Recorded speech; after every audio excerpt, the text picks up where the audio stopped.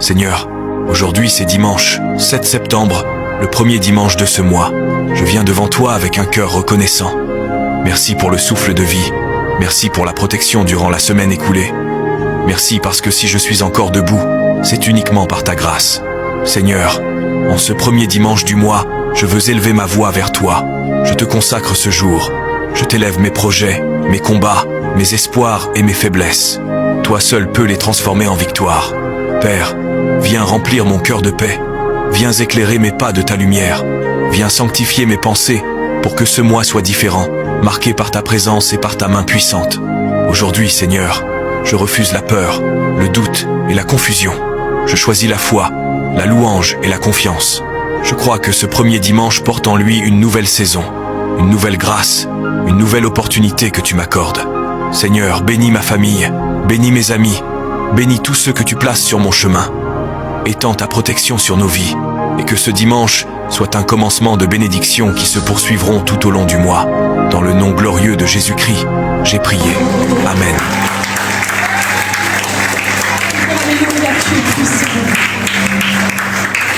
Oh, le sang de Jésus. Oh, le sang de Jésus. Oh, le sang de Jésus me rend plus blanc que neige. Oh, le sang de Jésus. Oh, le sang de Jésus. Oh, le sang de Jésus qui me rend plus blanc que neige. Merci, merci pour le sang de Jésus. Merci pour le sang de Jésus. Merci pour le sang de Jésus qui me rend plus blanc que neige. Je suis guéri. Le sang de Jésus, guéri par le sang de Jésus, guéri par le sang de Jésus, me rend plus blanc que neige. Je suis sauvé, sauvé par le sang de Jésus. Je suis sauvé par le sang de Jésus, sauvé par le sang de Jésus qui me rend plus blanc que neige. Merci, merci, pour le sang de Jésus. Merci pour le sang de Jésus. Merci pour le sang de Jésus qui me rend plus blanc que neige. Merci Seigneur.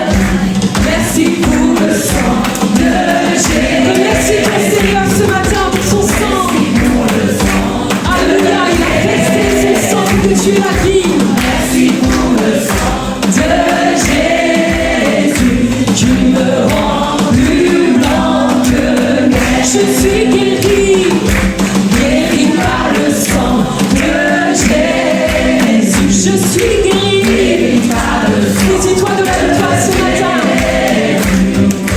Guéri par le sang de Jésus qui me rend plus blanc que neige. Une dernière fois, oh le sang de Jésus. Oh le sang de Jésus. Oh le sang de Jésus qui me rend plus blanc que neige. Merci Seigneur.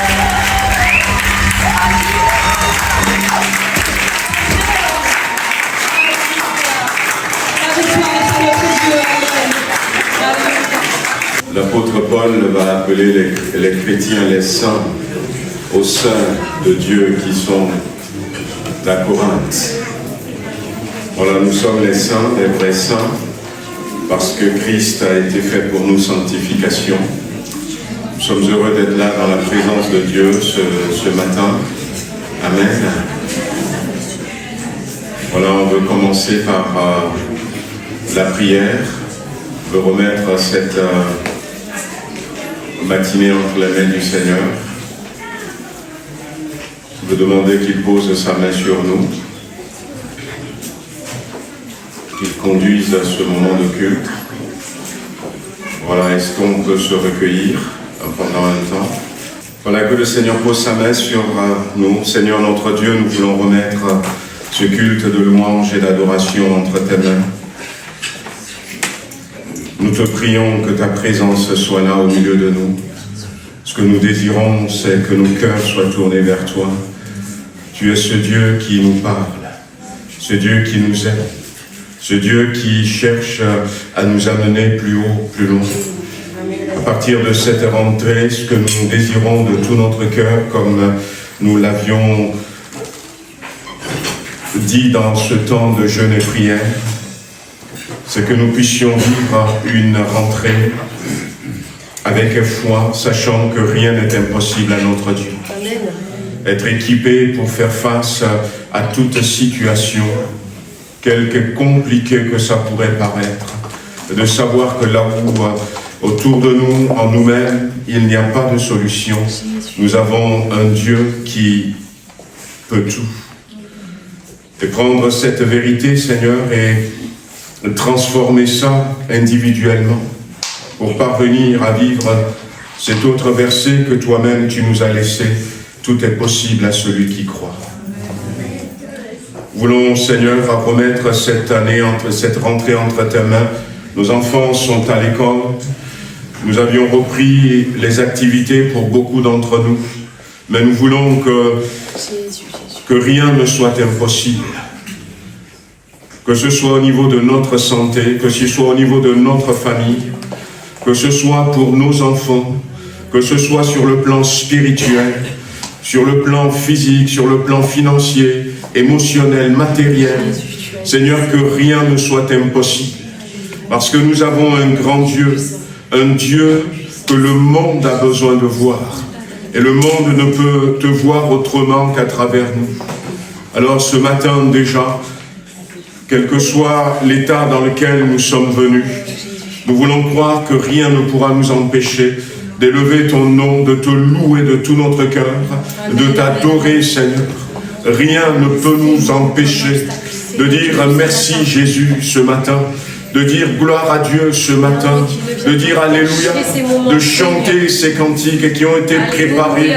Seigneur, nous refusons que la maladie, qu'une mauvaise nouvelle, que la fatigue, Seigneur, que peut-être l'attitude de quelqu'un à côté, je ne sais pas, Seigneur, nous empêche. Nous voulons commencer en disant rien n'est impossible à celui qui croit, parce que rien n'est impossible à Dieu. Et ce matin, nous voulons t'adorer, te louer, t'élever, Seigneur, et voir les ténèbres reculer, et voir, Seigneur, l'enfer reculer dans le nom de Jésus-Christ, que ta gloire se manifeste, qu'il y ait des guérisons, Seigneur, comme a rendu témoignage la sœur en disant, on n'a même pas prié pour moi, mais alors qu'on était là dans la présence de Dieu, le mal de dos était parti.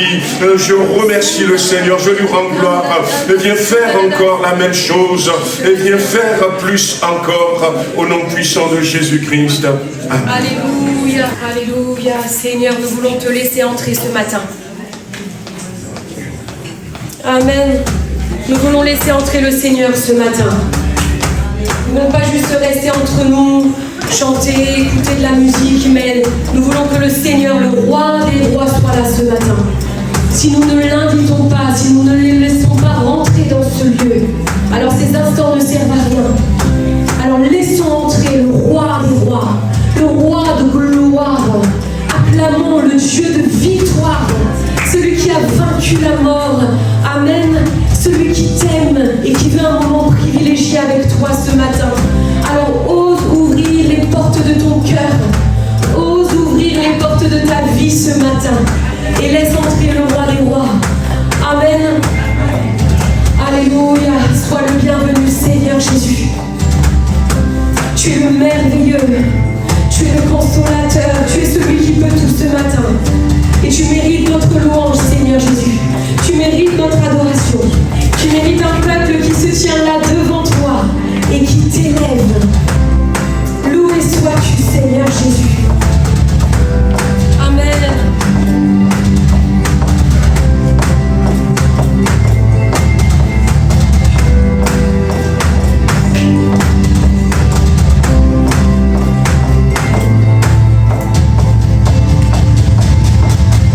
Nous venons célébrer Dieu, nous voulons l'adorer. Devant lui nous courons pour élever son nom.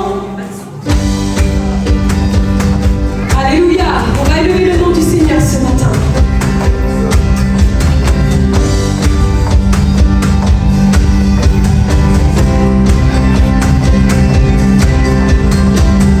Nous venons célébrer Dieu, nous voulons l'adorer.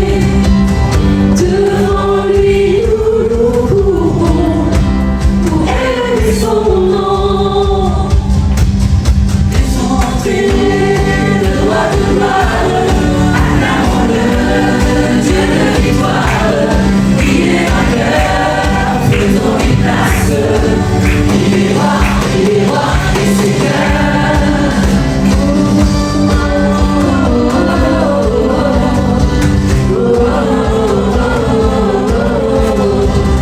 Dieu est là, il nous attend, il entend nos prières. Sa parole est éternelle, elle est notre essentiel.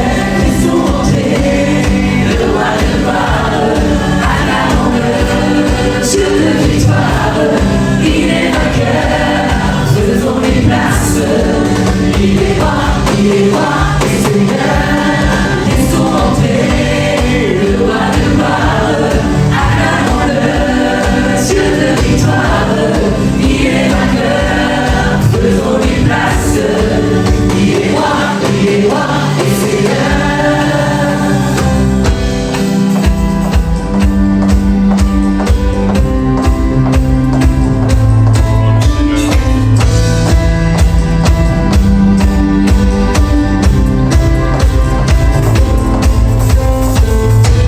Accueillons notre Dieu, il est le merveilleux, glorieux, majestueux.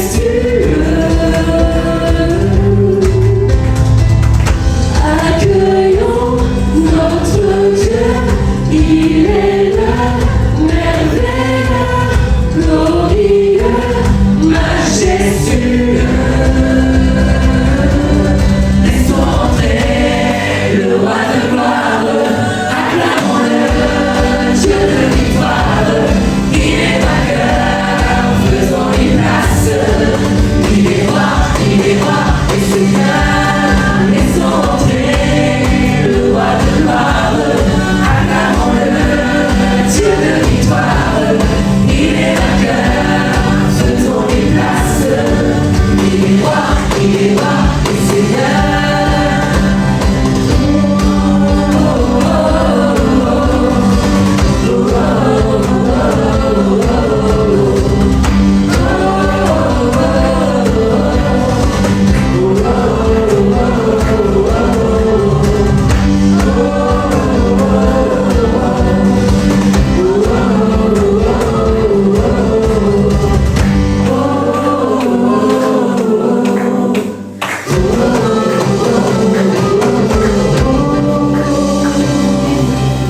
Alléluia. Seigneur, nous te laissons entrer. Roi des rois, roi de gloire. Le Seigneur est tout-puissant. Amen. Nous voulons vivre pour sa gloire. Ce chant, c'est un nouveau chant. Peut-être que vous l'avez entendu déjà sur les réseaux. Il nous dit chaque jour, chaque pensée, chaque désir, chaque souhait, Que tout ça, ce soit pour ta gloire, Seigneur. Amen. Si nous voulons être des adorateurs tels que Dieu le veut, alors tout en nous doit être soumis au Seigneur. Amen. Tout en nous doit converger vers sa gloire. Tout en nous pour sa gloire. Amen. Alors on va prendre ce nouveau chant ensemble.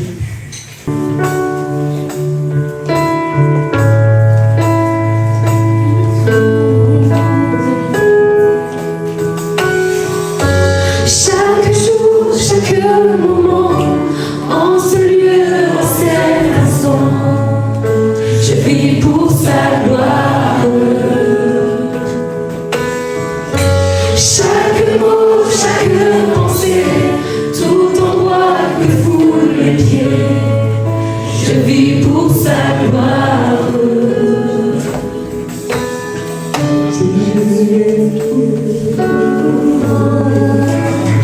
Christ est ma vie, ma joie, mon chemin est tracé pour sa gloire.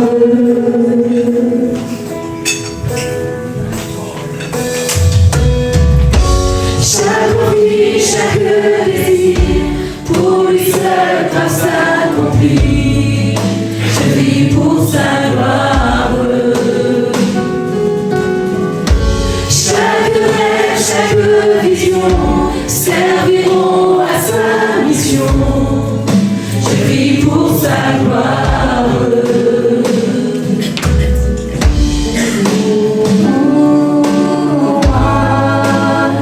Christ est ma vie, ma joie, mon chemin est tracé pour sa gloire. Il a payé le prix, son amour suffit. Je suis livré, sauvé pour sa gloire. Non ma volonté, non ma volonté, que ta volonté soit faite, que ta volonté soit faite. Non ma volonté, non ma volonté, que ta volonté soit faite, que ta volonté soit faite. Non ma volonté, non ma volonté, que ta volonté soit faite, que ta volonté soit faite.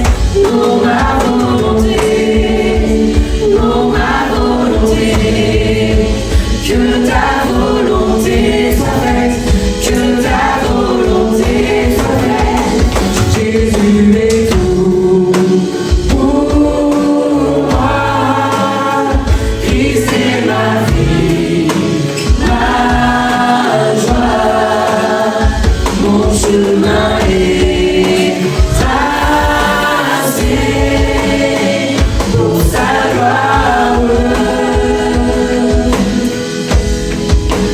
Non ma volonté, non ma volonté, que ta volonté soit faite, que ta volonté soit faite. Non ma volonté, non ma volonté, que ta volonté soit faite, que ta volonté soit faite. Non ma volonté, non ma volonté, que ta volonté soit faite, que ta volonté soit faite. Non ma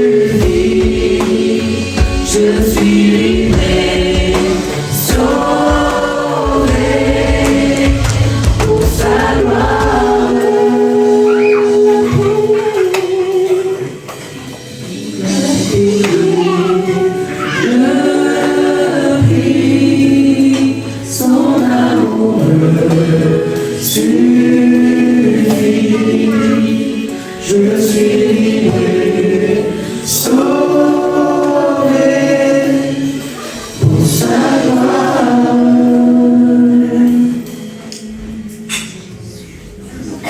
Alléluia, réalise que tu es lié, sauvé pour la gloire de ton Seigneur.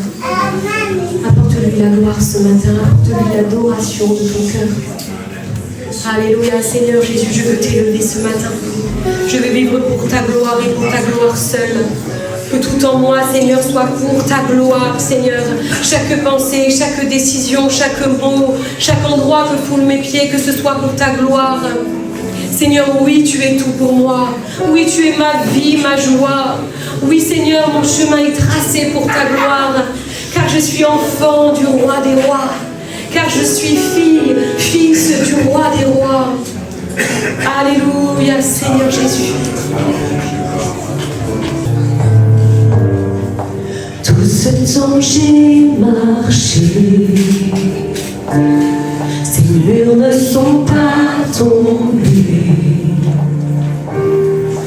mais jamais tu ne m'as laissé.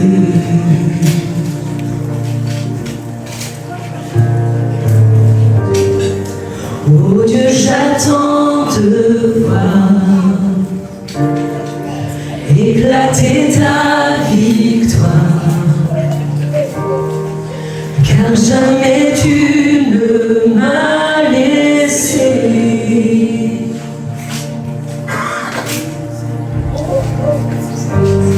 Ta promesse est vraie et ta fidélité durera jamais. Gardé par ta main, conduit sur ton chemin, tu ne faillis jamais. Alléluia, Jésus.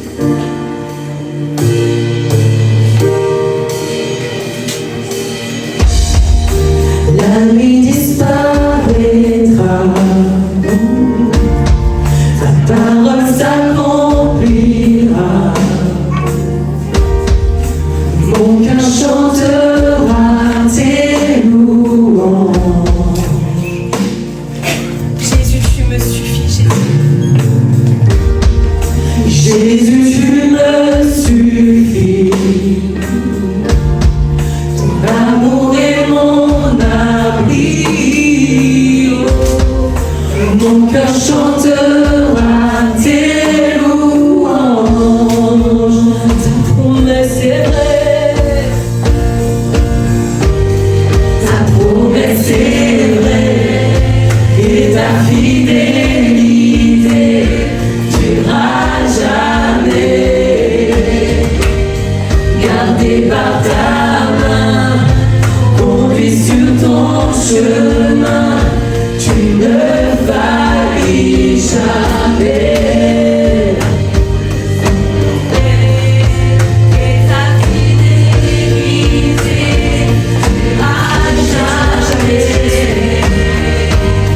Gardé par ta main, conduit sur ton chemin, tu ne faillis jamais. Seigneur Jésus, tu ne faillis jamais, Jésus.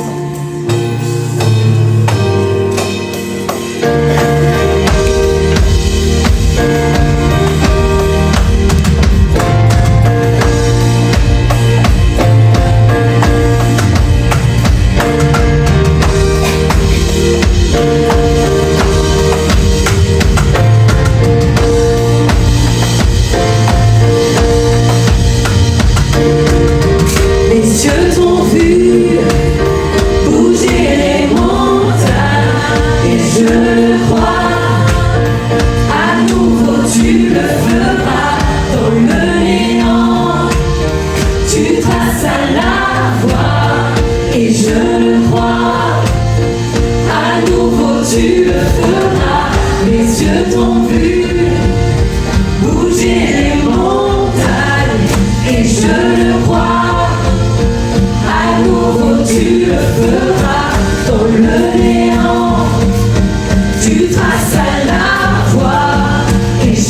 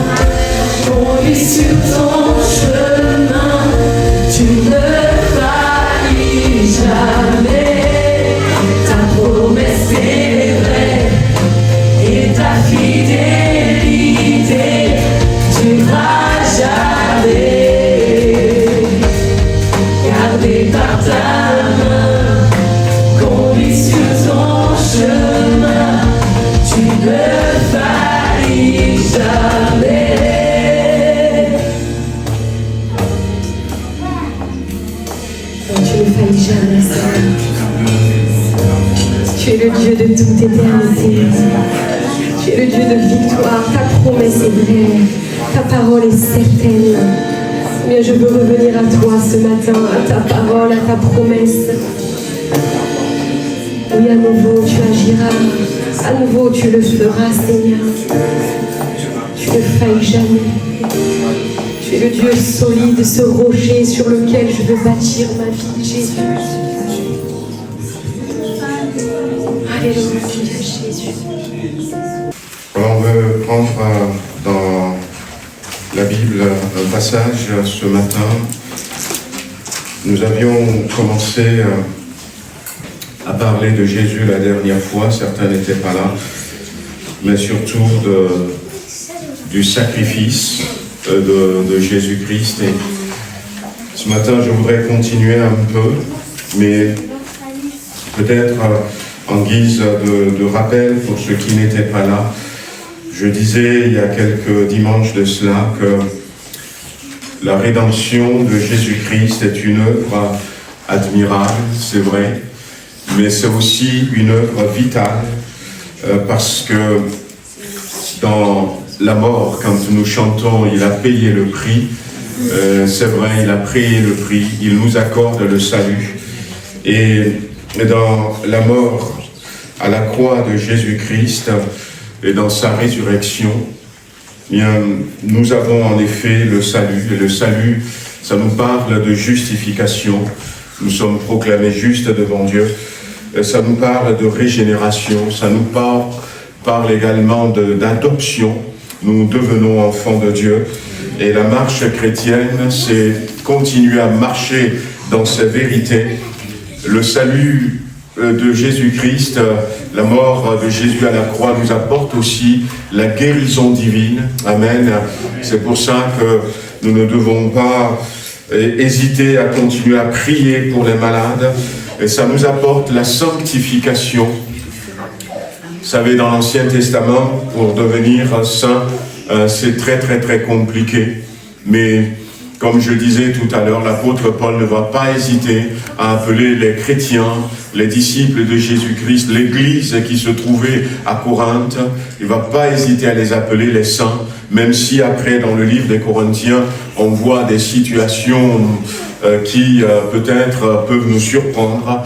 Eh bien, nous sommes saints parce que c'est une identité que la croix de Jésus-Christ nous apporte, la délivrance complète du péché. La présence de Dieu, elle est importante. Il voulait nous apporter la direction, le secours de Dieu. Nous sommes désormais accessibles à travers sa mort et même la plénitude du Saint-Esprit. La croix, c'est quelque chose de tellement riche et c'est pour ça que nous voulons nous souvenir. Amen. Voilà, donc ce matin, si ceux qui sont baptisés par immersion veulent bien se mettre debout et nous allons prier, nous allons demander au Seigneur de poser sa main sur ces moments et de nous ramener à vivre ces vérités. Alléluia. Amen, amen. Tu es élevé, tu as vaincu la mort, Seigneur Jésus. Plus grand que nos attentes, plus grand que nos circonstances, Seigneur Jésus. Tu es élevé.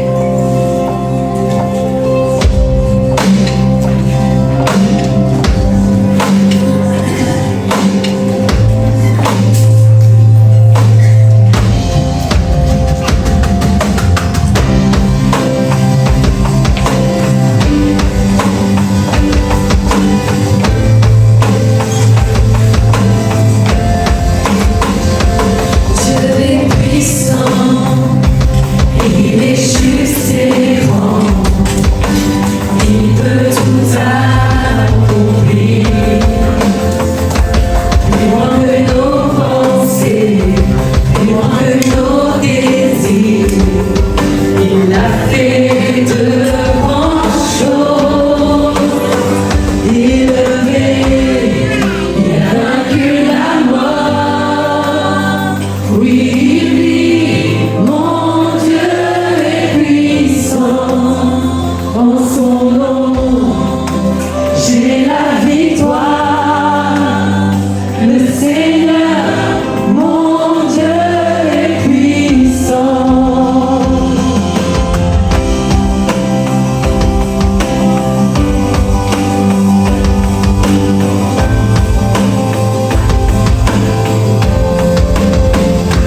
Dieu vit en nous, il est parmi nous, il ouvre la voie. Plus loin que nos attentes, plus loin que nos espoirs, il a fait de grandes choses. Élevé, il a vaincu la mort. Oui, lui, mon Dieu est puissant. En son nom, j'ai la victoire. Le Seigneur, mon Dieu est puissant.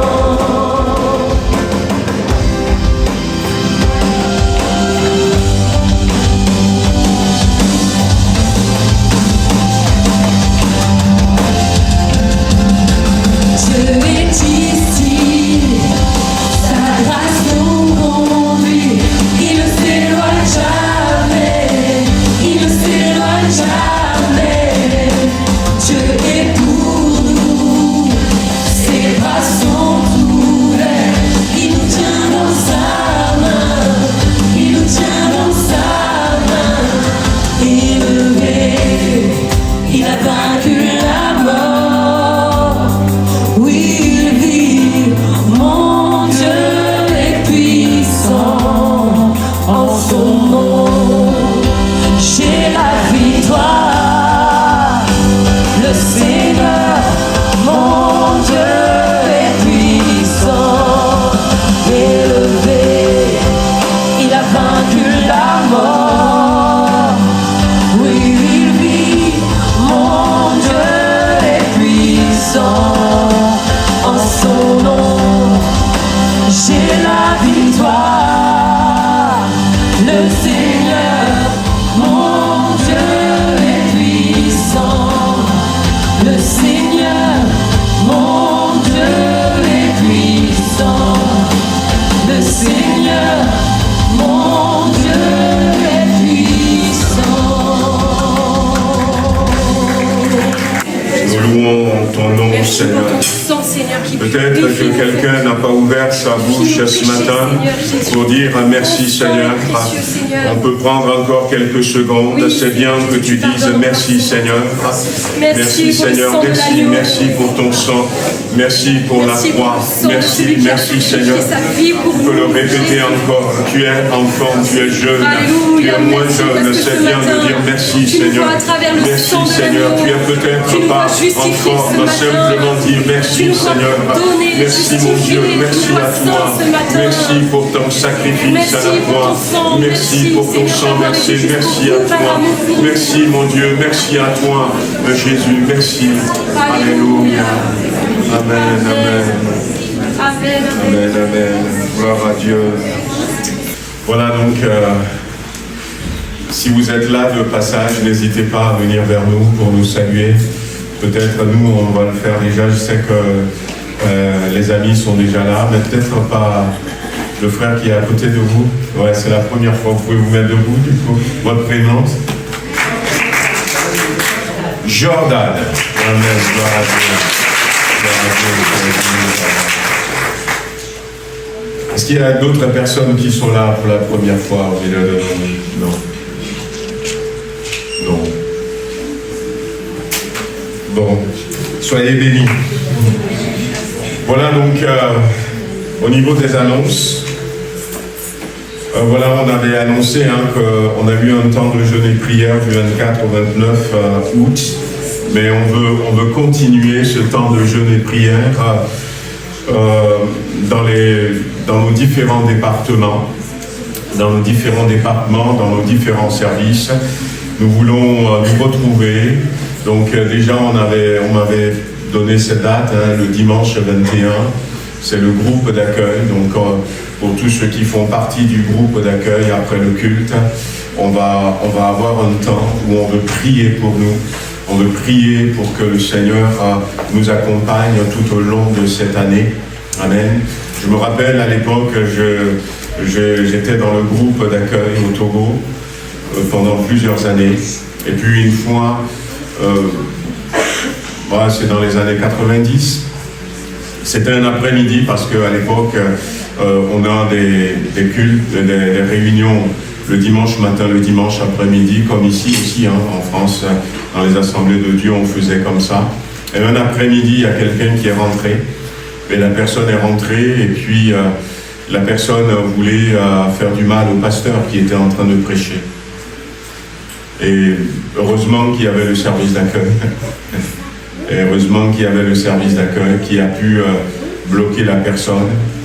Nous, il y a toujours, quand on fait l'accueil, on est plusieurs. On est 3, 4, même l'après-midi. Et puis il y en a un qui est toujours devant. Et puis les autres sont un peu dispatchés, 2 qui sont à la porte. Et puis c'est celui qui est devant qui a réussi à arrêter la personne. Quand on était parti au Sri Lanka en 2023, eh bien on a été dans la région où dans une église, il y a quelqu'un qui voulait rentrer dans l'église, mais la personne cachait un fusil dans ses vêtements, non seulement un fusil mais aussi une ceinture explosive. Et c'est un des frères qui faisait l'accueil, qui était dehors devant l'église, qui avait repéré, qui avait vu tout de suite ça. Et puis le frère s'est interposé, voulait empêcher la personne de rentrer dans l'église. Et finalement, le gars a réussi à appuyer sur sa ceinture.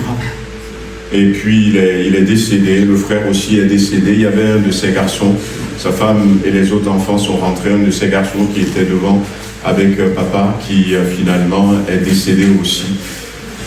Nous, c'est peut-être pas des armes toujours physiques en tant que membre du service d'accueil, c'est peut-être pas toujours avec des armes physiques et que l'ennemi peut chercher à rentrer. Il y a aussi des armes spirituelles.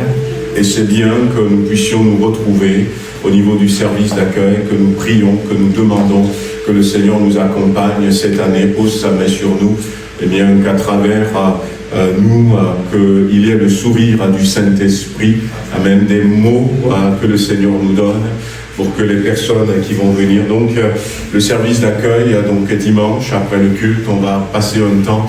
Si vous avez des besoins spécifiques par rapport, c'est surtout ça, par rapport donc à ce service, n'hésitez pas de les écrire et puis on va prier spécifiquement. Peut-être qu'il y a quelqu'un qui fait partie du service d'accueil, mais qui fatigue en restant debout.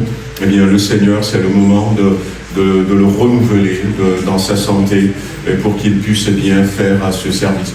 Puis le dimanche 28, ce sera avec les animateurs, ceux qui s'occupent de nos enfants. On veut aussi se retrouver du temps de midi et puis avoir un temps de jeûne et prière. Et là aussi, la rentrée va commencer.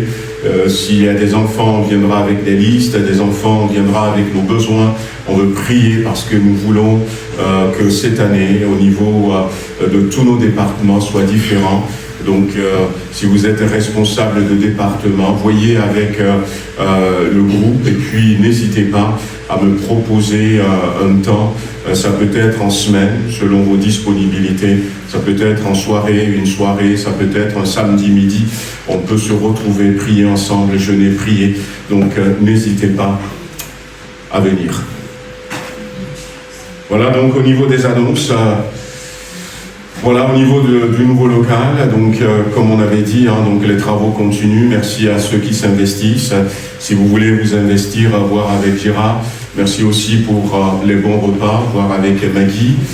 Ce samedi prochain, on aura besoin de bras supplémentaires parce que nous avons cassé tout le côté, nous avons commencé à casser en bas pour les enfants. Et on a besoin d'aller un peu vite, vous verrez pourquoi au prochain slide. On a besoin d'aller un peu plus vite, donc n'hésitez pas à... Voilà.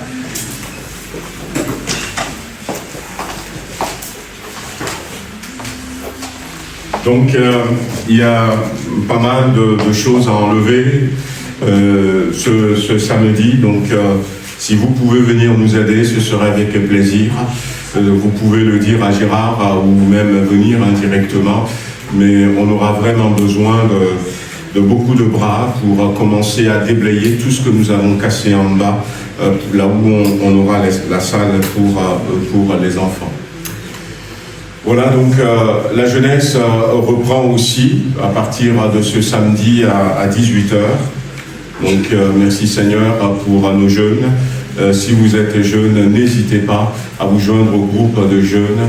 Il y a des jeunes au milieu de nous qui sont là. Donc il y a Josias, Antoine qui était là, Sarah. Donc n'hésitez pas à vous joindre au groupe de jeunes. Vous lisez bien, pour bien débuter l'année, nous partageons un repas ensemble. Alors amenez de quoi manger et à boire. Voilà. Donc on va commencer aussi la reprise pour les enfants le dimanche prochain. Et la reprise pour les enfants au programme chant, EMS, jeux, goûter. Voilà, donc ça va commencer. Alors le dimanche prochain, ça va commencer et raison de plus pour laquelle je disais tout à l'heure qu'il faut que vous nous aidiez à avancer dans les travaux. Les enfants auront leur première gib, groupe d'instruction biblique. Ils auront leur premier gib dans le nouveau local. Dans le nouveau local. Et même à la suite, on est obligé de mettre la classe des ados dans le nouveau local parce qu'on n'a pas assez de salles pour contenir tous nos enfants. Vous voyez, on n'a pas assez de salles.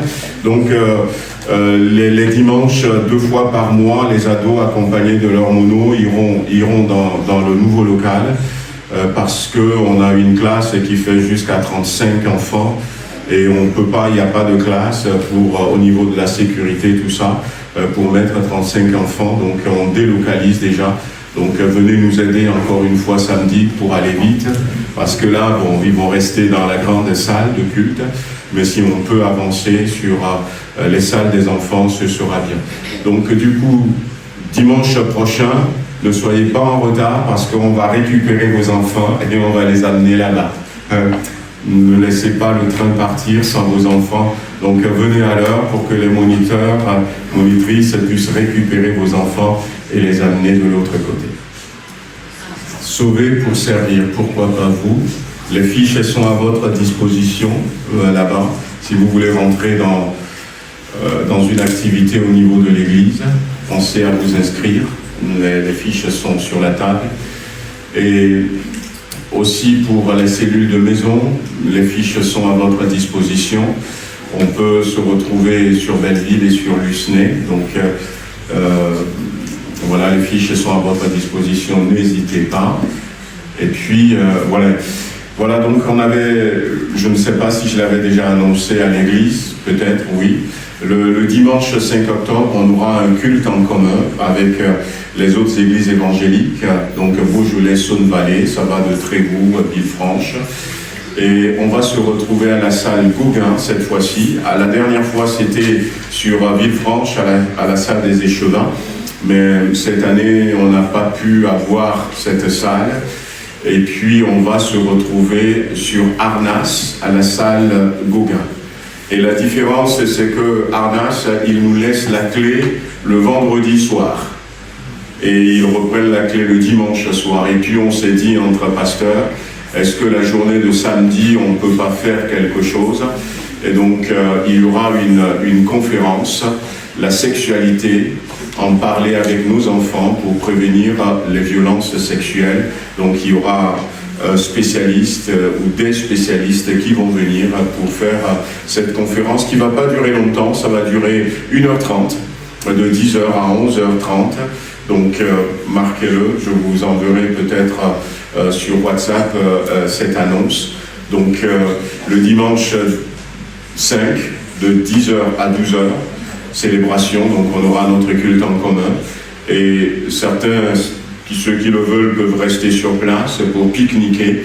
Et à 15h30, il y aura un conte musical, Le Voleur de Gloire. Donc c'est l'église de Belligny qui veut faire un conte musical, Le Voleur de Gloire. Voilà donc le programme, et je vous l'enverrai. Donc en tout cas, commencez à regarder où se trouve la salle Gauguin, espace Grange du Moulin, route de Lonzard, sur Arnas. C'est là où on sera dans un mois. Il n'y aura pas de culte ici, on sera tous là-bas. Amen.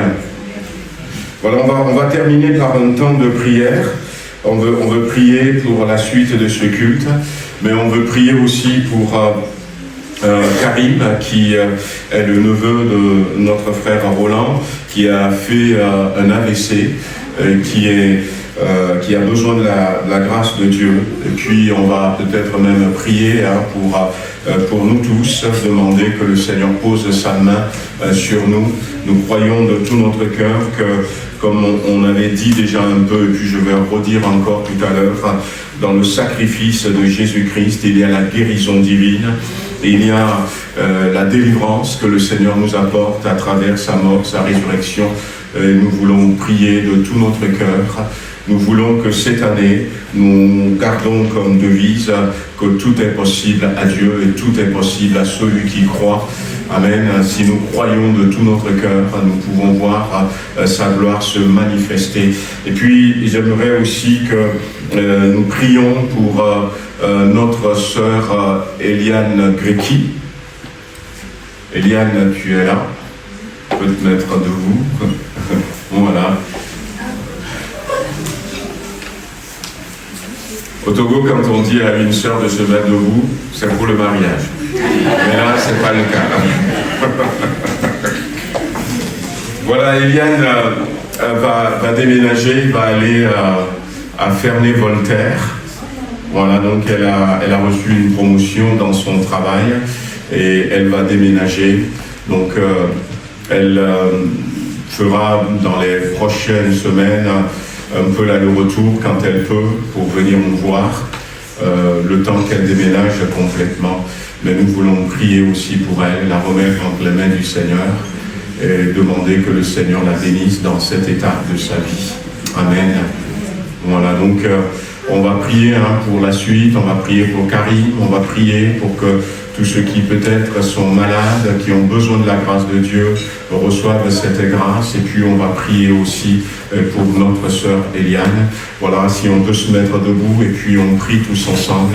On va demander à notre frère Philippe s'il veut se faire notre porte-parole et puis nous prions avec notre frère. Non seulement tu es papa, mais tu es aussi le divin berger qui prend soin de ses brebis. Chaque jour, individuellement, tu prends soin de nos vies. Te bénissons, Seigneur, parce que sans toi, nous sommes perdus. Mais avec toi, nous pouvons faire de grandes choses. Avec toi, nous pouvons consulter, parce que non seulement tu es notre sauveur, mais tu es notre professeur, notre médecin, tu es notre berger divin. Et nous croyons que tu vas bénir notre sœur, qui va s'éloigner de chez nous, mais pas de ton cœur. Tu vas bénir aussi Léa, qui a besoin de ta grâce et de la conduire dans ta volonté. Prions pour ce jeune homme également, Seigneur, qui a eu ce problème, mais nous croyons que tu as toutes les solutions aux problèmes. Tu as toutes les questions, réponses que nous pouvons avoir. Alors, Seigneur, ce matin, de tout notre cœur, nous voulons t'adorer en esprit et en vérité, parce que tu es Dieu, Tu es celui qui revient bientôt. Et nous sommes dans la joie, nous sommes dans l'allégresse, parce que notre nom est inscrit dans le livre de vie. Alors à toi la louange, à toi la gloire, à toi le bonheur, l'amour divin qui pénètre nos cœurs. À toi toute la louange, au nom de Jésus. Amen. Amen, amen, amen. Qui est la rédemption. Mais Dieu savait tout d'avance. Dieu savait tout d'avance. Jésus va venir. Dieu savait quand est-ce que Jésus va venir. Puisque dans Galates chapitre 4, verset 4, l'apôtre Paul dira « Lorsque les temps furent accomplis, le Fils de Dieu est venu, il est né. » Et c'est important de comprendre la mort et la résurrection de Jésus-Christ, de comprendre la rédemption et de comprendre aussi d'ailleurs, entre parenthèses, la personne de Jésus-Christ, parce que les mardis, on a commencé une étude sur la personne, sur Jésus-Christ. Donc ce mardi dernier, on a commencé, on a parlé de la naissance et de la personne de Jésus-Christ. On est arrivé à évoquer la nature divine et la nature humaine de Jésus-Christ. On va continuer. Je mettrai le lien, donc c'est le même lien qu'on garde depuis des temps. Et donc si vous voulez suivre, mais ça nous permettra de connaître plus la personne de Jésus-Christ. Mais ce dimanche, c'est connaître un peu plus l'œuvre de rédemption. La connaissance, elle est importante, puisque Jésus dira lui-même dans Jean chapitre 14, le verset 9 à Philippe, « Ça fait longtemps que je suis avec vous, mais tu ne m'as pas connu. » Et nous voulons connaître le Seigneur. D'ailleurs, quand on regarde dans la Bible, c'est un pasteur américain qui avait pris les 10 premières générations depuis Adam, donc les 10 premières générations qui se sont succédées. Il y a eu Adam, il y a eu Seth, Enoch, et puis il y a eu d'autres personnes, Caïnan, les mecs, jusqu'à Noé. Et il disait que quand on prend ce que signifie le nom de ces personnes qui composaient les 10 premières générations, on a cette phrase qui dit « L'homme est réputé mortel et tristesse. Le Dieu du ciel descendra pour enseigner, et sa mort apportera la paix. » Et donc, il y a importance pour Dieu de nous enseigner. Et c'est pour ça que Jésus, quand il a pris ses disciples, ce n'est pas pour faire simplement des miracles, mais pour les avoir avec lui. Et Jésus les a enseignés. D'ailleurs, c'est pour ça aussi qu'on les a appelés disciples. Et c'est important pour nous d'apprendre à connaître Jésus et à connaître aussi l'œuvre qu'il a accomplie. Nous sommes dans les temps où c'est l'œuvre de Jésus-Christ qui va nous sauver. On disait tout à l'heure que dans le salut, il y a ces choses que j'avais citées. Il y a dans le salut la garantie que nous allons ressusciter après notre mort et que nous allons passer la félicité auprès de Dieu.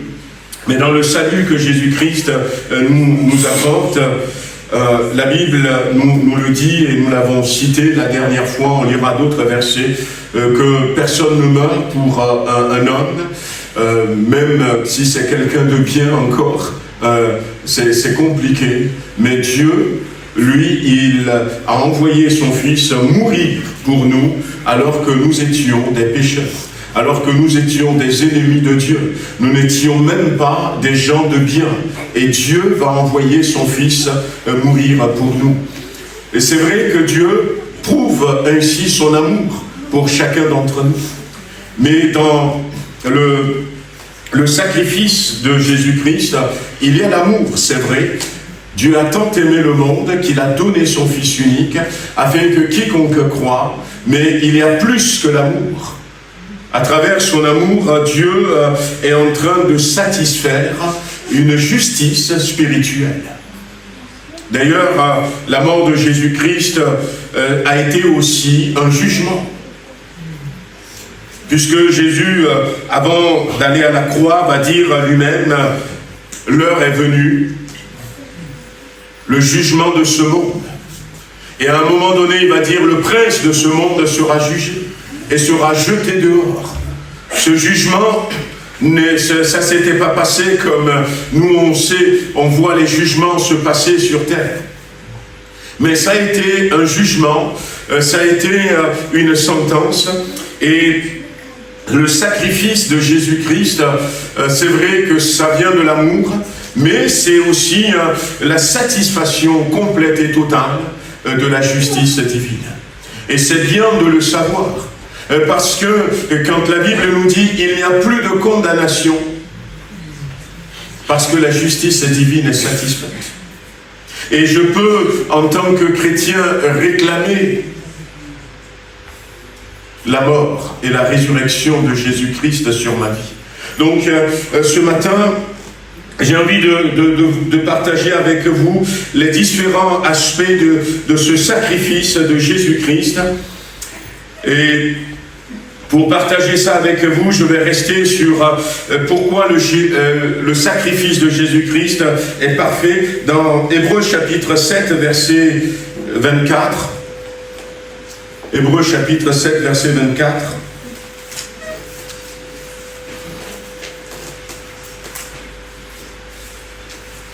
Jésus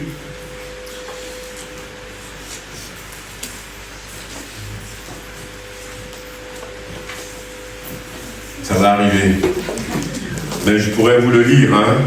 Jésus, lui, parce qu'il demeure éternellement, possède le sacerdoce perpétuel. Voilà pourquoi il est en mesure de sauver parfaitement ceux qui s'approchent de Dieu par lui, puisqu'il est toujours vivant pour intercéder en leur faveur auprès de Dieu. Et le mot sur lequel j'aimerais que nous puissions nous arrêter, c'est parfaitement, parfait. Il y a beaucoup de religions dans le monde, il y a des idées, des idéologies dans le monde, mais le sacrifice de Jésus-Christ est le sacrifice parfait, est le sacrifice qui apporte un salut parfait. Et ce dont nous avons besoin, c'est ce sacrifice parfait, et c'est ce salut parfait. Ce salut dont on parle et dont on va parler encore. Et Jésus est toujours vivant, il demeure éternellement, et là ça fait partie de sa nature divine. C'est un peu ce que nous voyons les mardis. Il possède le sacerdoce perpétuel. Et son sacerdoce n'est pas comme le sacerdoce d'Aaron, le sacerdoce lévitique, qui se transmet de personne en personne et qui s'est arrêté. Mais le sacerdoce de Jésus-Christ, ça continue, c'est perpétuel. Et c'est pour ça que le salut que Jésus apporte, le sacrifice qu'il a accompli, sont qualifiés de parfait. De parfait. Parce que il y a 2000 ans en arrière, ceux qui se sont approchés de Dieu, Jésus pouvait les sauver, puisqu'il est toujours là, il demeure éternellement. Et c'est pour ça d'ailleurs que dans le livre d'Hébreux, le sacerdoce de Jésus-Christ ne correspond pas au sacerdoce d'Aaron, au sacerdoce lévitique. Ce n'est pas comme on parle des sacrificateurs, des grands sacrificateurs dans la Bible, mais le sacerdoce de Jésus a été comparé au sacerdoce d'un homme qu'on ne connaît pas bien, qui s'appelle Melchisédek.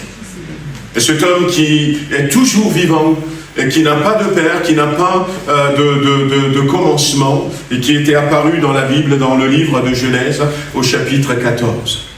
Et lorsque, dans le livre de l'Apocalypse, Jésus est mort, il est ressuscité, il est parti au ciel, et Jean, dans la persécution, dans la souffrance, après qu'on ait essayé de le tuer, l'histoire de l'Église dit qu'on l'a attrapé et puis on l'a mis dans une sorte de tonneau, on a versé de l'huile dessus, on l'a mis sur le feu pour le faire frire. C'est comme ça qu'on a voulu le tuer. Et puis l'huile bouillonnait, mais Jean n'était pas mort comme les jeunes dans la fournaise ardente. Et quand finalement ils ont vu qu'il ne mourrait pas, ils l'ont exilé sur l'île de Patmos. Et là, Jésus va apparaître à Jean dans cette vision que constitue le livre de l'Apocalypse. Et il va apparaître effectivement comme le grand sacrificateur, le souverain sacrificateur. Il était dans la robe du souverain sacrificateur. Et ce verset nous dit, il est toujours vivant. Et ceux qui depuis sa mort et sa résurrection viennent à Dieu, il peut les sauver, parce qu'il est toujours vivant. Nous, on le sait, parce qu'il nous a sauvés, il nous a changés. Mais il faut que le monde le sache. Et le fait qu'il soit toujours vivant, et qu'il peut continuellement aller devant le trône de la grâce de Dieu, pour plaider notre cause, fait en sorte que son sacrifice et le salut qu'il accorde est parfait. Quelques autres raisons. Le sacrifice de Christ est parfait parce qu'il a été volontaire. Son obéissance a été jusqu'au bout. Quand on regardait dans la sacrificature aaronique, lévitique, quand les sacrificateurs vont sacrifier un agneau ou encore un taureau ou toute autre chose, si on demandait à l'agneau, est-ce que tu veux être sacrifié? Ah non, non, pas du tout. Mais le sacrifice de Christ est volontaire. Personne ne l'a forcé. Il dira quelques jours avant sa mort, personne ne m'ôte la vie. Personne ne peut enlever ma vie. Je la donne moi-même. Je la donne moi-même. Il était volontaire pour quitter le ciel, pour venir. Et nous avions lu, mardi, on peut reprendre ce verset, ce passage dans Philippiens chapitre 2, à partir du verset 5, où la Bible dira, entre autres, « Il sait, ayez en vous les sentiments qui étaient en Christ, lequel existant en forme de Dieu n'a point regardé comme une proie à arracher d'être égal avec Dieu, mais s'est dépouillé lui-même, en prenant une forme de serviteur, en devenant semblable aux hommes, et ayant paru comme un simple homme, il s'est humilié lui-même, se rendant obéissant jusqu'à la mort, même jusqu'à la mort de la croix. Personne n'a forcé notre Seigneur. Il s'est humilié lui-même. Il s'est rendu obéissant jusqu'à la mort.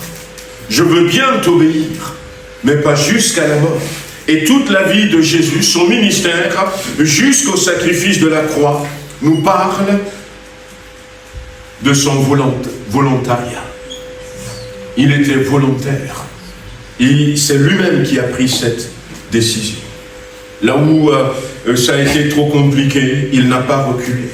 Il n'a pas cherché la voie la plus facile. Dieu a décidé que ce soit comme ça et il était prêt. Il est le bon berger qui donne sa vie pour ses brebis. Le bon berger qui a donné sa vie pour ses brebis pour qu'elles aient la vie en abondance. Et parce qu'il est volontaire et il est obéissant, eh bien son sacrifice est parfait. Si nous voulons que notre vie chrétienne soit agréable devant Dieu, notre vie chrétienne doit être volontaire et notre vie chrétienne doit être obéissante à Dieu. Obéissante même jusqu'à la mort. Sachant que Dieu ne nous amènera peut-être pas là, mais il faudrait que nous soyons de ces chrétiens qui soient prêts à dire « Seigneur, comme Esther l'avait fait, si je dois mourir, que je meure. » Comme ces jeunes garçons, Shadrach, Meshach, Abednego, et qui ont dit « Même si notre Dieu ne nous sauve pas, nous n'allons pas nous prosterner devant des idoles. » Comme Daniel, qui n'a pas craint la fosse au lion, à plus de 80 ans. Il n'a pas dit « Seigneur, je t'ai servi toute ma vie, tu vois maintenant que je suis faible, fatigué, âgé. Je ne veux pas mourir comme ça. » Non. Volontaire et obéissants, même jusqu'à la mort, s'il le faut. Et Dieu le voit. Le sacrifice de Jésus-Christ est parfait parce qu'il a subi notre peine capitale, notre condamnation. Ce sacrifice de Jésus-Christ, on va lire dans 2 Corinthiens, chapitre 5, le verset 21.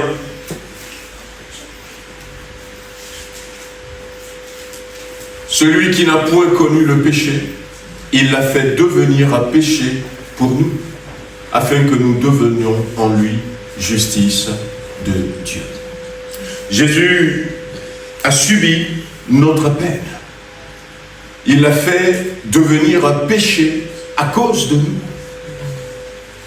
Est-ce que tu imaginez celui-là même qui était saint, qui était dans la pureté, qui était dans la sainteté?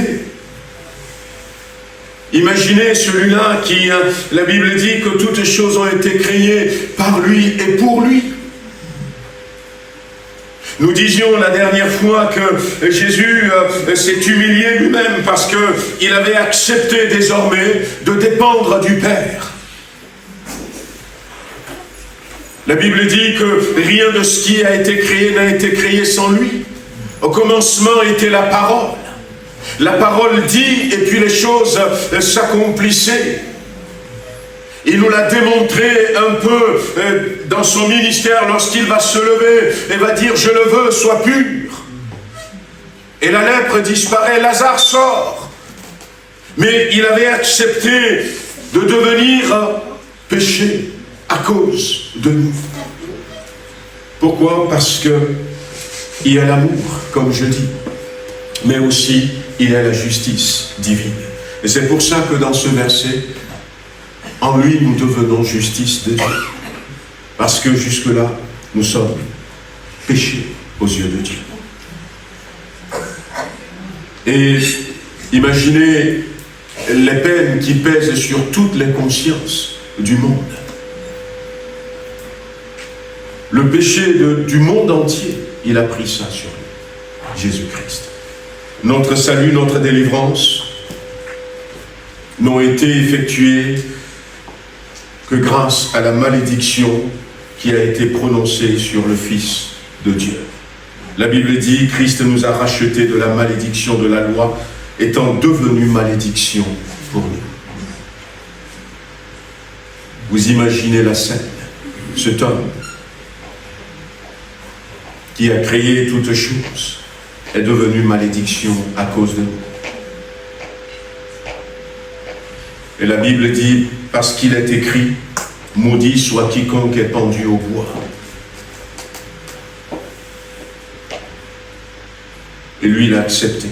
Le sacrifice de Jésus-Christ est parfait parce qu'il est le substitut qui s'est offert à notre place. Et là encore, la Bible va nous dire dans Hébreux chapitre 9, verset 22, on peut prendre plutôt ça. Hébreux chapitre 9, verset 22.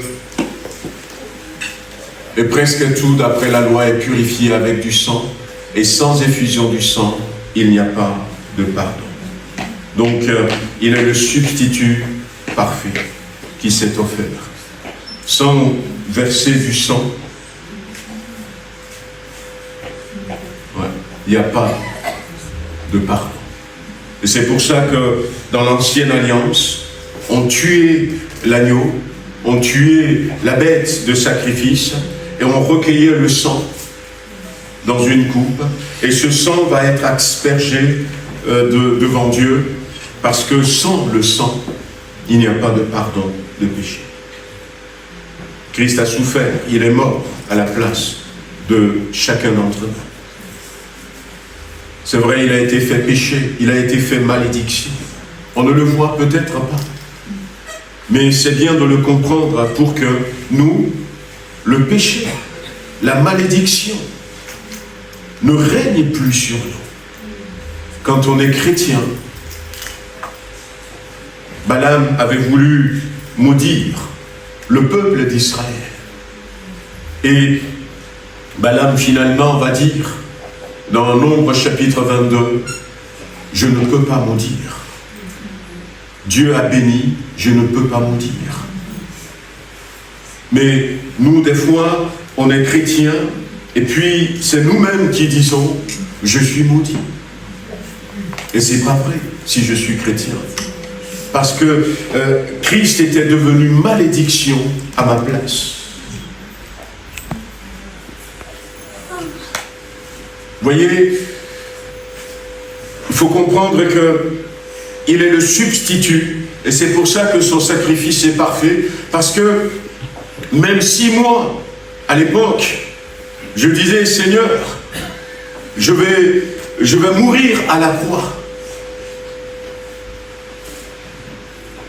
Si je mourais à la croix, pour moi, ça ne servira à rien. Ça ne servira à rien. Parce que il faut que la victime soit quelqu'un de pur, quelqu'un qui est sans péché, quelqu'un qui était dans la sainteté. C'est pour ça qu'on prenait les agneaux et on les appelait des victimes innocentes. Tout le péché qu'un homme va commettre à l'époque, l'agneau n'a pas commis ce péché. Et l'agneau innocent va être sacrifié pour l'homme pécheur. Comprenez qu'il faut que Jésus vienne, parce que sur terre, quand on prend Abraham, quand on prend Noé, quand on prend tous les hommes, David, encore David, Joseph, quand on prend toutes ces personnes, eh bien personne n'est pur. Personne n'était sans péché. Et personne ne pourrait mourir à la place de lui, pour lui-même, ni à la place d'un autre. Et il faut que Jésus-Christ descende. Il a compris ça, il est descendu. Et la Bible nous dit que nous savons en effet que la loi est spirituelle. Mais moi, je suis charnel, vendu au péché. C'est l'apôtre Paul qui nous parle dans Romains chapitre 7. Et je ne peux rien pour moi-même parce que je suis charnel. Je suis vendu au péché. Et en mourant à la croix, Christ a payé la dette de nos péchés. Il a payé la dette de nos péchés. Il a payé la rançon pour nous. Son sacrifice qui nous rachète, car il y a un seul Dieu aussi et un seul médiateur entre Dieu et les hommes. Jésus-Christ, homme qui s'est donné lui-même en rançon pour tous. C'est le témoignage rendu en son propre temps. Il est mort, non pas pour lui-même.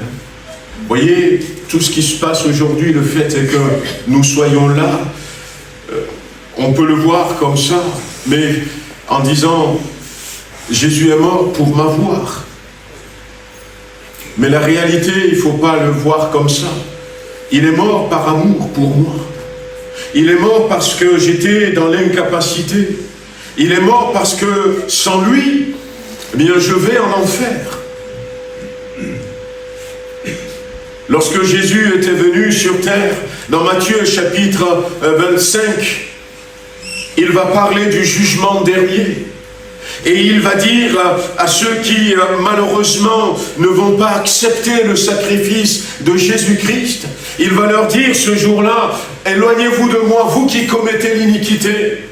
Allez dans l'enfer qui avait été préparé pour le diable et ses démons. Avant que Jésus n'arrive sur terre, avant même peut-être qu'il y ait eu, je ne sais pas, ça c'est des hypothèses, peut-être même avant même qu'il y ait eu la création d'Adam. L'enfer avait été créé pour le diable et ses démons. Et quand Dieu avait vu qu'il y a des milliards de personnes qui vont aller en enfer, il y a un de ces sentiments qu'est l'amour qui a parlé pour nous éviter cela. Mais en mourant d'abord, Jésus a tout fait parfaitement pour que nous soyons acquittés. Pour que nous soyons acquittés. C'est pour ça que dans Jean chapitre 3, quand Jésus disait « Dieu a tant aimé le monde qu'il a envoyé son Fils unique, afin que quiconque croit en lui ne périsse point, mais qu'il soit sauvé. Jésus va rajouter à Nicodème, le Fils de Dieu n'est pas venu pour juger le monde. Il n'est pas venu du tout pour juger le monde. Pourquoi? Parce que la personne est en prison. La personne qui est en prison, mais c'est quelqu'un qui a déjà été condamné, jugé et condamné. Et quand Jésus vient dans la prison voir un condamné, il n'est pas venu pour le juger, puisque la personne est déjà jugée et condamnée. Le Fils de l'homme n'est pas venu pour juger le monde. Et il rappelle dans ce chapitre que celui qui ne croit pas en moi, ben tant pis, parce qu'il est déjà jugé. Et croire en Jésus, croire en son sacrifice, c'est sortir de prison. Mais si tu ne veux pas croire en lui, tant pis pour toi. Parce que tu es en prison, tu es déjà condamné. Et c'est pour ça que le salut, pour nous, c'est notre porte de sortie. C'est pour ça que nous ne devons pas prendre le salut à la légère. Et c'est pour ça que nous devons nous attacher au salut. Parce que nous avons été condamnés déjà. Et voyez, par exemple, quand j'avais été aumônier de prison au Puy-en-Velay, pour moi à l'époque c'était une prison. Et puis on va nous briefer, on va nous enseigner un peu, et puis je vais comprendre que, en fait, la prison du Puy-en-Velay, c'est une maison d'arrêt.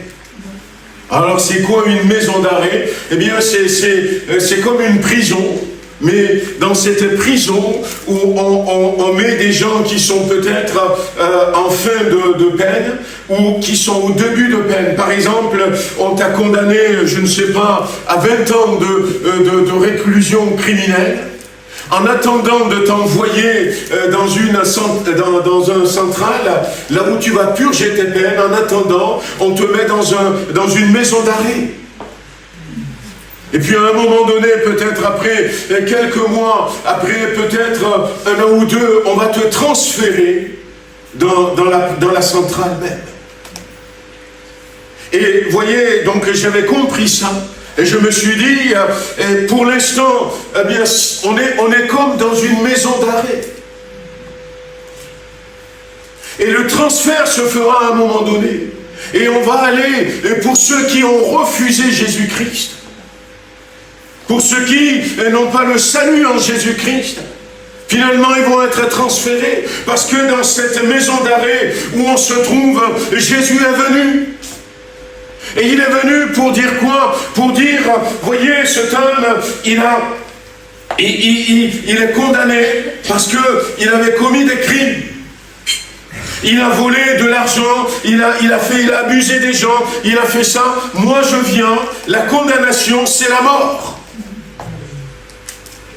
Mais alors que j'étais encore dans la maison d'arrêt, avant même que, eh bien, on me transfère là où la mort va être appliquée, il y a cet homme qui est venu, qui va dire, je veux prendre sa place. Je veux prendre sa place. Et il avait la capacité de prendre ma place. Et il ne veut pas diminuer la peine. La mort, j'accepte la mort. J'accepte la mort pour le lot. J'accepte la mort pour chacun de tous ceux qui sont dans cette maison d'arrêt. Et puis, si moi je dis non, je ne veux pas de toi, ben je reste. Je reste dans la maison d'arrêt. Et il n'y a que lui seul qui a été capable de faire ça. C'est ça la différence entre Jésus et tous les autres chefs religieux. Le sacrifice de Jésus-Christ qu'il a accompli est parfait parce que il a été une victime expiatoire, propitiatoire. Voyez, l'expiation, c'est purger sa peine. La rédemption, c'est la libération. L'expiation, c'est le moyen, et la rédemption, c'est le but. Le sacrifice de Jésus-Christ, eh bien, la propitiation, voyez, ce qui se passait à l'époque de l'Ancienne Alliance, il y avait le propitiatoire. C'est une couvercle. Et pour que quelqu'un soit momentanément déclaré juste dans l'Ancienne Alliance, il faut que le souverain sacrificateur rentre dans le lieu très saint et qu'il répande le sang de la victime sur le propitiatoire pour montrer que la personne, eh bien, a purgé sa peine. Voici du sang. La personne qui est condamnée à mort. C'est pour ça aussi que, quelque temps après sa résurrection, Jésus est parti. Ça n'a pas duré longtemps. Il est parti. Combien de jours après, il est parti. On sait que entre la résurrection de Jésus et la descente du Saint-Esprit, il s'est passé 50 jours. Et Jésus ressuscité est resté pendant un temps avec ses disciples. Devant le tombeau, Marie Magdeleine, quand elle avait reconnu le Seigneur, quelle joie! Elle veut le prendre dans ses bras, et le Seigneur lui dit, ne me touche pas, parce qu'il faut que je me présente d'abord devant mon Père, qui est aussi votre Père. Il faudrait que le sang soit répandu sur le propitiatoire. Il faut que Jésus aille, non pas dans le tabernacle construit par la Médone, mais le tabernacle qui est dans le ciel, pour montrer que ça y est, les hommes, eh bien, sont désormais sauvés. Voici mon sang. Il avait fait la propitiation. Propitiatoire parce que c'est le moyen par lequel Dieu devient propice à celui qui était pécheur, à celle qui était pécheresse. Dieu à nouveau est propice. Dieu à nouveau est accessible. Et c'est aussi pour ça que le voile du temple s'est déchiré. Jésus-Christ a été notre sacrifice propitiatoire. La Bible nous dit dans 1 Jean chapitre 2, 1 Jean chapitre 2, verset 2, 1 Jean chapitre 2, verset 2, il est lui-même une victime expiatoire pour notre péché, pour nos péchés, non seulement pour les nôtres, mais aussi pour ceux du monde entier. Et puis, dans le même livre, au chapitre 4, verset 10, cet amour consiste non point en ce que nous avons aimé Dieu, mais en ce qu'il nous a aimés et a envoyé son Fils comme victime expiatoire pour nos péchés. Pour nos péchés. On va peut-être terminer ce matin. Pourquoi est-ce que le sacrifice de Jésus-Christ était parfait? Mais c'est aussi parce que, on l'a lu tout à l'heure, on n'est pas allé jusque-là dans Éphésiens chapitre 2, il a renversé le mur. Et la Bible dit, vous avez été rapprochés par le sang de Christ, car il est notre paix. Et des deux, il n'en a fait qu'un. Il y avait de l'inimitié, il y avait une séparation entre nous et Dieu. Et il a renversé le mur. Il a ôté la barrière qui nous séparait de Dieu et a rétabli la paix. A rétabli la paix. Comme je disais tout à l'heure que ce pasteur avait dit, l'homme est réputé mortel et tristesse. Mais le Dieu béni descendra du ciel et l'enseignera. Sa mort lui apportera la paix. Voyez, il a rétabli la paix entre nous et Dieu. Quand je vais me pointer, et c'est pour ça que Jésus nous dit, priez en mon nom, demandez en mon nom. Tout ce que vous demanderez en mon nom, mon Père va vous la donner. Parce que quand je viens devant le trône, je ne viens pas en mon nom. Même si j'essaye, même si j'ai fait des efforts. Mais je viens au nom de Jésus-Christ. Celui qui m'a réconcilié avec Dieu. Comme je vous avais dit, j'avais vécu cette expérience il y a quelque temps. Et je peux terminer avec ça, où j'étais mal à l'aise, et puis je m'étais senti offensé. Et puis voilà, donc et là j'étais dans mon coin, et le Seigneur qui me dit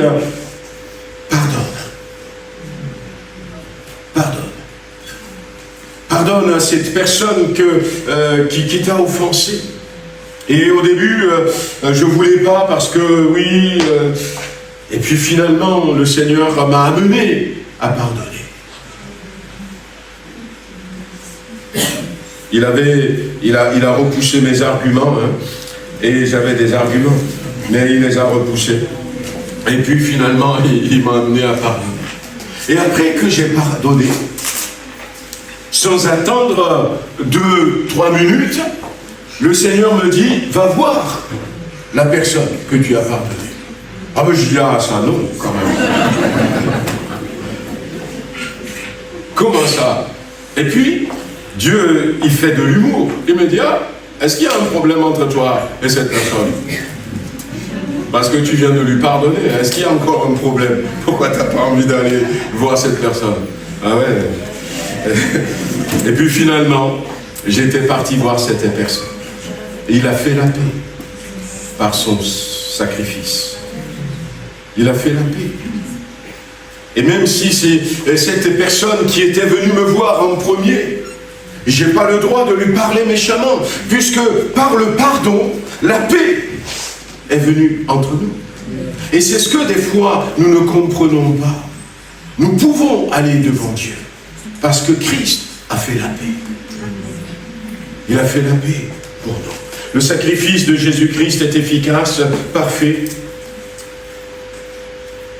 parce que c'est le but que Dieu s'était assigné. Jésus étant vraiment homme, va mourir comme un homme. Jésus, en tant que Dieu, va offrir sa vie. Jésus, étant saint, ne méritant pas lui-même ce châtiment, va devenir un pécheur. Mais à travers la mort, c'est le Père. On termine avec ce verset qui nous dit, lui, en parlant de Dieu lui-même, dans Romains chapitre 8, verset 32, lui qui n'a point épargné son propre Fils, mais qui l'a livré pour nous tous, comment ne nous donnera-t-il pas aussi toutes choses avec lui? Un sacrifice parfait pour un salut parfait. Et ce qui est parfait, c'est ce qui n'a pas besoin qu'on ajoute quelque chose.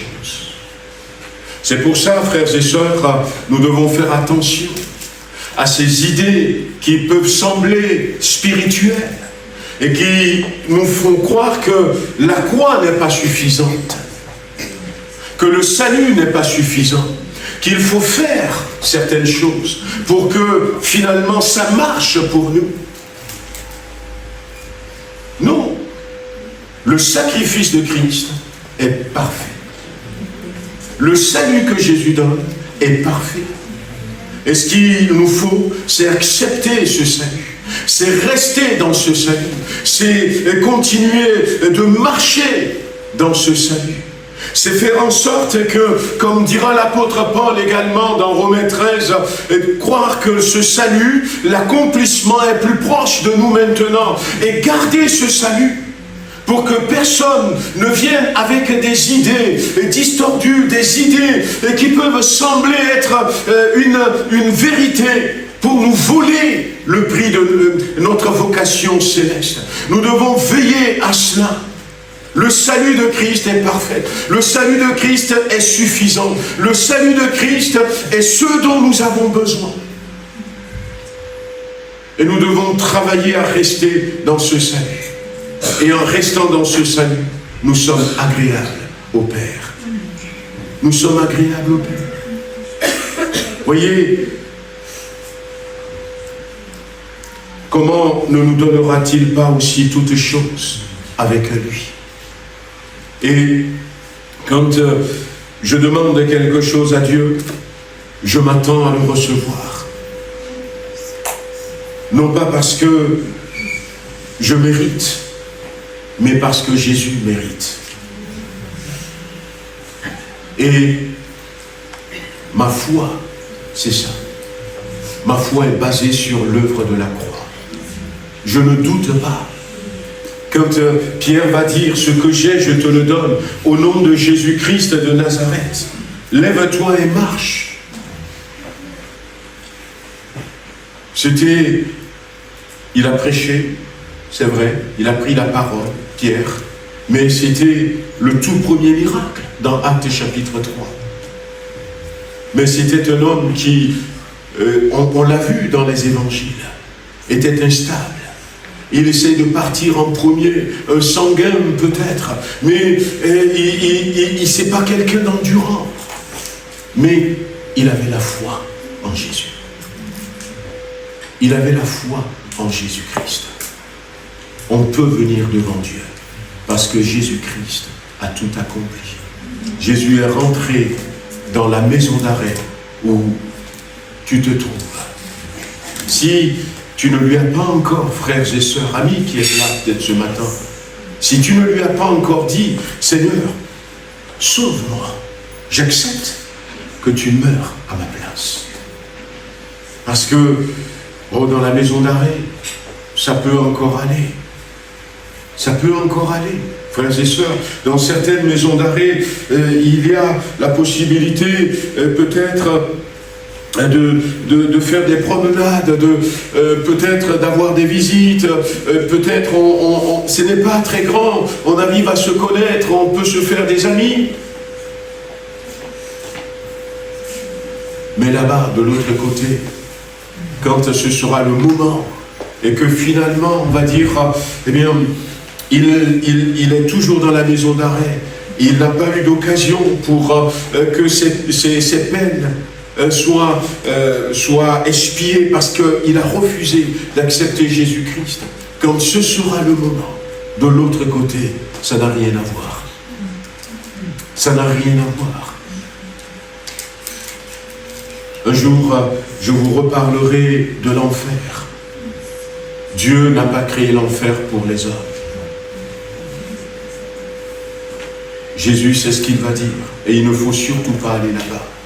Et c'est pour ça que quand finalement Adam était tombé et que Dieu va voir que l'homme se dirige vers l'enfer, il a pris la décision de venir. Parce que Dieu ne veut surtout pas. Et les bonnes œuvres ne sont pas suffisantes. Les bonnes intentions ne sont pas suffisantes. Tout ce que nous pourrons faire nous-mêmes ne sera pas suffisant. La seule chose qui peut nous épargner, c'est le sacrifice parfait de Jésus-Christ. On va baisser les têtes, on veut prier quelques instants. Bien-aimés amis qui êtes là, ça prend juste quelques secondes. Que tu puisses dire, Seigneur Jésus, j'accepte ton sacrifice, parce que j'ai compris que c'est pour moi. J'accepte ton sacrifice pour moi. Le lui dire si vous ne l'avez pas encore accepté. Je t'accepte. Puis dites-lui de vous donner la force de marcher dans ce salut, de rester attaché à ce salut. Le diable s'attaquera à vous. Parce que le diable, lui, il veut nous entraîner en enfer. Regardez tout ce qu'il a fait contre Job. Il a été jusqu'à tuer ses enfants. Il a détruit sa santé. Sa femme, à un moment donné, était partie. Cet homme qui avait de la considération, qui avait de la valeur, va se retrouver sur un tas d'immondices. Va prendre des tessons pour se gratter le corps. Le diable est capable d'aller jusque-là parce qu'il veut nous empêcher d'aller dans la présence de Dieu. Et si nous prenons la décision d'accepter le salut de Jésus, nous devons rester dans ce salut. Ça ne sera pas toujours facile, non pas à cause de Dieu, mais à cause du diable, à cause de notre nature humaine. Mais nous devons rester fermes. Nous devons rester solides. Nous devons rester dans la sainteté, frères et sœurs. Nous devons être rigoureux avec le salut de Jésus-Christ. Nous ne devons pas nous amuser, mais nous devons rester vigilants, parce qu'il y aura de faux évangiles. C'est la Bible qui en parle, qui viendront pour essayer de nous troubler. Et l'apôtre Paul ira jusqu'à dire, même si un ange descend du ciel pour vous prêcher un autre évangile, ne l'acceptez pas. Et combien d'évangiles existent aujourd'hui sur terre qui ont été révélés par des anges? Il y a un verset de la Bible dit, même si les anges qui se tiennent devant Dieu ne sont pas purs à ses yeux.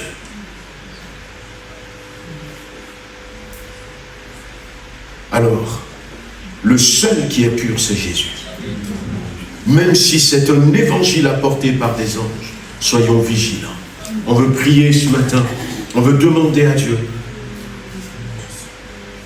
de nous aider à accepter le salut si on ne l'a pas encore fait, mais à rester dans le salut si on l'a fait. Seigneur notre Dieu, tu entends la voix de chacun d'entre nous, une voix silencieuse peut-être, mais une voix peut-être aussi audible. Nous avons compris ce matin que tu es venu, tu as apporté un salut parfait pour chacun d'entre nous. Seigneur, il y a encore des choses à découvrir concernant ce salut, mais nous te demandons déjà de nous donner la capacité d'accepter ce salut. S'il y a quelqu'un au milieu de nous, Seigneur, qui a accepté ce salut, gloire à Dieu, il a fait le pas, Seigneur, que la joie soit dans le ciel, et que tes anges l'entourent, et l'encouragent, et l'aident dans cette nouvelle vie que cette personne va commencer. Seigneur, mais pour ceux qui l'ont déjà fait, nous te prions ce matin que tu nous donnes la force de rester vigilant, de rester attentif, de rester fort, de rester dans la sainteté, attaché à ce salut. Donne-nous du discernement, de ne pas nous laisser entraîner loin du véritable salut que Christ nous a apporté. Je te prie ce matin pour nos enfants qui sont là et qui ont entendu ce message. Seigneur, il y a certains qui t'aiment déjà, peut-être d'autres qui n'ont pas encore très bien compris, mais que nos enfants viennent avec nous, comme a dit Moïse à Pharaon, et que nos épouses viennent avec nous, et que nos époux viennent avec nous, et que nos parents viennent avec nous, Seigneur, que personne ne soit en dehors de ce salut. Tous ceux qui nous sont importants, chers, qu'ils viennent avec nous. Et nous prions, Seigneur, qu'à partir de cette rentrée, où nous croyons que l'impossible est possible, à toi et à celui qui croit, nous croyons en Jésus-Christ. Nous voulons voir s'accomplir ce salut non pas simplement pour nous, mais dans la vie de tous ceux qui nous sont importants et chers. Et même, Seigneur, dans le quartier où nous habitons, nous voulons voir le salut de Jésus-Christ toucher les bien-aimés dans les entreprises où nous travaillons. Il y a des collègues que nous apprécions. Nous voulons que le salut de Jésus-Christ les touche. Nous voulons, Seigneur, que le salut de Jésus-Christ touche nos voisins. Et Seigneur, se répand dans ces quartiers, dans ces immeubles où nous habitons. Fais de nous, Seigneur, ces disciples qui portent la lumière de ton salut tout autour de nous.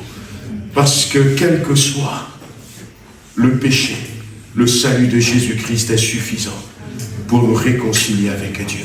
Et cela, nous le voulons pour tout le monde. Au nom puissant de Jésus-Christ. Amen. Amen. Amen. Que le Seigneur nous bénisse, nous raccompagne. Bonne semaine à tous. On se dit à mardi. Dimanche prochain, moi je serai à Roanne. J'allais dire Tarare, non, c'est Roanne. Je serai à Roanne. Il y aura le pasteur Rodolphe Auberdec qui sera avec vous. Et que le Seigneur vous bénisse.